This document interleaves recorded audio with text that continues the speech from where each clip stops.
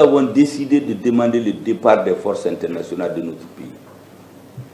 Souverainement, ça a été demandé au Conseil de sécurité. Il est vrai que dans la plupart des grandes chancelleries, les uns et les autres ont dit qu'aucun pays n'ose faire ça. Le Mali n'osera pas. Et notre ministre des Affaires étrangères est allé là-bas. Au nom de tout le monde, il a fait parole là-bas dans la salle, comme on dit. Départ sans délai. Après, nous avons négocié avec nos partenaires, nous avons eu 6 mois. Mais il y a des forces qui ont juré que le départ n'aura pas lieu. Ou s'il a lieu, il y aura le chaos. Les Maliens vont le regretter et rappeler les forces internationales. Et comme ça, on va continuer à désagréger l'État malien jusqu'à ce qu'il disparaisse. Mais nous sommes intelligents aussi, parce que la guerre dans laquelle nous sommes, ce n'est pas seulement une guerre physique. Parce qu'avant, c'était l'argent, la palabre, un peu de guerre physique. Mais il y a le cerveau qui doit travailler. S'il n'y a pas l'intelligence des situations et des solutions, on ne s'en sortira jamais. Vous allez amener toutes les bombes, bombarder tout le nord, ça ne marchera pas. C'est pourquoi ceux qui veulent nous pousser à aller faire la guerre à Kidal, je dis, mais ils se trompent complètement d'interlocuteur. Vous allez bombarder Kidal, mais qui va mourir? C'est des innocents. Mais ceux qui mettent le feu là, ils n'auront rien. Ils vont courir aller se cacher, ou d'autres vont venir palabrer avec les gens à Bamako. Le reste de la population va souffrir, vous allez tuer des innocents. C'est pourquoi il ne faut pas compter uniquement sur la force. Il faut compter sur l'intelligence. Donc le tournant de Ber, quand il a eu lieu, vous savez ce qui s'est passé. Il y en a qui ont perdu le moral pendant quelques jours. Les gens se sont réorganisés. Nous savons qu'il y a des individus qui sont envoyés par des services spéciaux de certains États pour créer le désordre au Mali. Donc il faut jouer sur le mental des gens. On a perdu la guerre physique. Il faut que la guerre communicationnelle, on la gagne. Et vous savez, d'après Hitler et Goebbels, il dit que dans la propagande, les mensonges qui ressemblent à la vérité sont plus convaincants que tout. Il y a l'insécurité, il y a un camion qui s'embourbe, il ne peut pas aller parce qu'il n'y a pas de route. Quelqu'un vient, il tire 2 armes là-dessus. Il y a une zone que vous connaissez, on met des EI, on fait sauter. Quand l'armée veut se lever, parce qu'on a notre aviation et des drones aujourd'hui qui filent les gens, il y en a qui vont se cacher sous les arbres, on les a eu au nord. Les gens, dès qu'ils apprennent que l'avion s'est levé, ils changent d'habit, ils se transforment en berger. Vous allez les bombarder, on va dire que vous avez tué des civils. Il y a tout qui se passe au nord actuellement. C'est vraiment une guerre d'intelligence qui est en train de se passer entre notre armée et les adversaires du Mali, de la paix. Mais ça, tout le monde ne peut pas la comprendre. On ne peut pas se lever aussi expliquer à tout le monde. Parce que les stratégies que la hiérarchie militaire est en train d'élaborer, nous ne pouvons pas les expliquer. Nous voulons qu'il y ait des résultats. Aujourd'hui, dès que l'avion se lève pour aller bombarder des groupes organisés, ils ont toujours des habits, tout le monde il se lève, tout le monde devient des bergers. En 5-10 minutes, on change d'habit. Et il y a d'autres qui sont avisés, dès que vous les touchez, ah oui, l'État malien a commencé à bombarder des populations civiles, les massacres des populations. D'ailleurs, ils choisissent les Arabes et les Touaregs. Vous savez, quand on a renvoyé une certaine radio ici, vous savez ce qui s'est passé la veille? On a tué 2 personnes à la frontière de la Guinée et 2 personnes à la frontière de la Mauritanie. C'était pendant l'embargo. Or, ces 2 pays avaient dit qu'ils ne vont pas respecter l'embargo. Donc, il fallait nous mettre en conflit. Et on entend sur une radio que oui, l'armée malienne est venue, elle a rasé tout un village. Ceux qui ont pu se sauver ont fui dans la forêt. Et comme par hasard, c'est ces personnes qui ont fui qui sont venues ouvrir les fosses communes et trouver parmi les cadavres 2 personnes blanches et dire que c'est des Mauritaniens.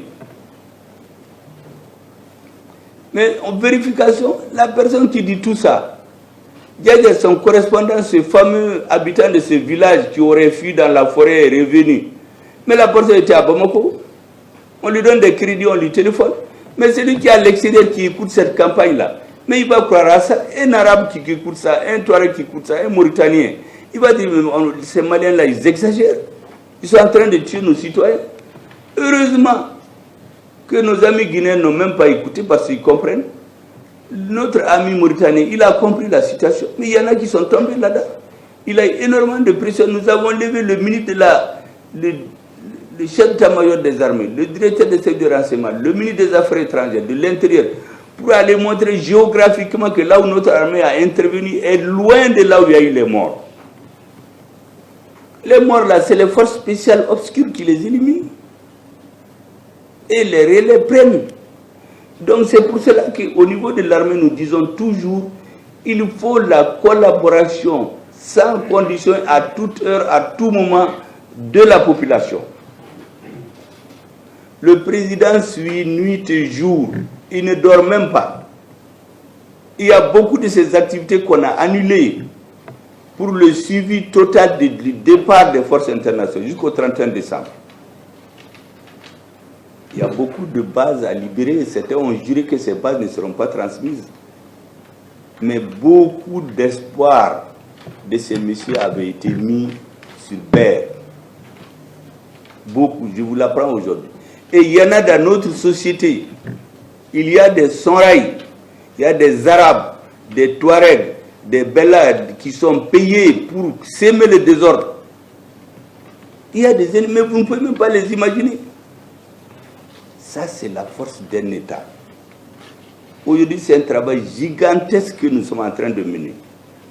Que les forces armées de sécurité sont en train de mener. Que l'État malien est en train de mener. Que le président est en train de mener. Le ministre de la Défense fait de son mieux. Mais je vous dis tous les dessous. Il y a trop d'enjeux actuellement. Redoubler de vigilance. Redoubler de... comment on l'appelle, de résilience, d'intelligence pour déjouer les plans des autres. Parce qu'eux, ils sont convaincus qu'on ne peut pas les résoudre. Mais on peut les faire.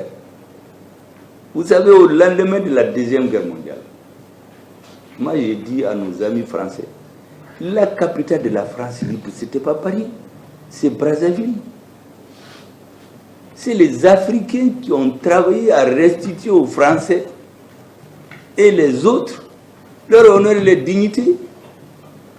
C'est pourquoi quand j'entends certains nous dire que s'ils n'étaient pas venus, nous n'existerait pas. Mais si on pousse un peu dans l'histoire, nous sommes à un tournant historique.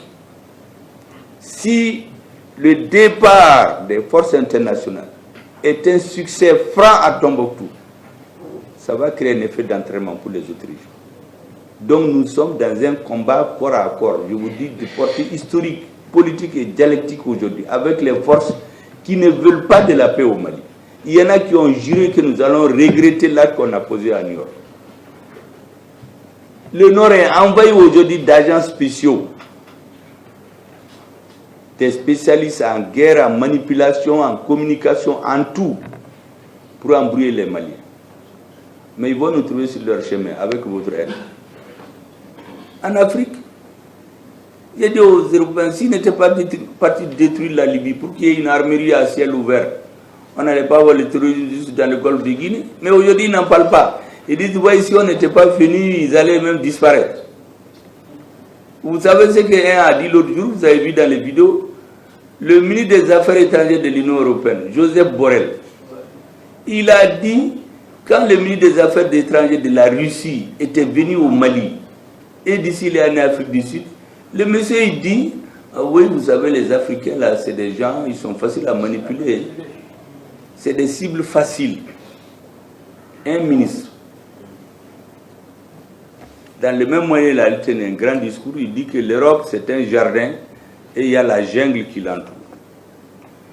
Et voici ce monsieur, maintenant que les choses sont en train de les échapper, au début ils ont cru que ça manipulant les Africains pour imposer des sanctions. Ils ont vu que ça ne marche pas. Maintenant, il a réuni les ministres de la Défense de l'Union européenne le mercredi 30 août, au sud de l'Espagne. Il leur a dit, vous savez, les Africains là, nous avons des intérêts là-bas. Il faut que nous changions de lecture. Il faut qu'on cherche à comprendre qu'est-ce qui se passe chez eux. Parce que jusqu'ici, on ne comprenait pas. C'est maintenant qu'il dit ça. Il dit, mais voilà des gens qui se réveillent à 14h. Nous, on est réveillés depuis 7h30, on est au travail. C'est maintenant qu'il se lève pour dire qu'il doit aller au travail. Mais pourquoi il n'avait pas commencé par ça? Donc vous imaginez le ministre des Affaires étrangères de tous les pays de l'Union européenne. Est-ce que vous voyez le raisonnement? Et quand il a dit que l'Europe est un jardin où il y a des gens, il y a quelques députés qui se sont levés, mais la majorité n'a rien dit. La vérité, il faut que les Africains le comprennent. Ces histoires de dire les Africains blancs, les Africains noirs, chez eux là, tous ceux qui ne sont pas avec eux là, ils sont des races inférieures.